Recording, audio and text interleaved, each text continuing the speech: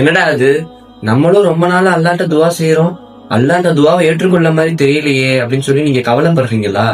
யாக்கூப் அலைஹி வஸலாம் அவர்களிடத்தில் தன்னுடைய மகன்கள் யூசுப் அலைஹி வஸலாம் அவர்களை நாங்கள் தான் கிணற்றில் தள்ளிவிட்டோம், எங்களுக்காக அல்லாஹ்விடத்தில் நீங்கள் பாவ மன்னிப்பு தேடுங்கள் என்று கூறினார்கள். அதற்கு யாக்கூப் அலைஹி வஸலாம் அவர்கள் சொன்னார்கள், அதற்கென்று ஒரு நேரம் இருக்கிறது, அந்த நேரத்தில் நான் உங்களுக்காக பாவ மன்னிப்பு தேடினால் அல்லாஹ் நிச்சயம் மன்னிக்க வாய்ப்புண்டு.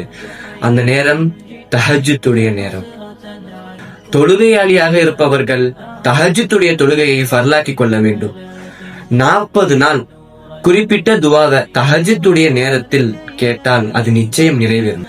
ஏனென்று சொன்னால் தஹஜ்ஜுடைய நேரத்தில் அல்லாஹ் அடியார்களிடம் நெருங்கி வரக்கூடிய நேரம். நபி ஸல்லல்லாஹு அலைஹி வஸல்லம் அவர்கள் பிறந்த நேரம் தஹஜ்ஜுடைய நேரம். நபி ஸல்லல்லாஹு அலைஹி வஸல்லம் அவர்கள் 40 வயதிலே நுபுவத் பெற்ற நேரமும் தஹஜ்ஜுடைய நேரம்தான்.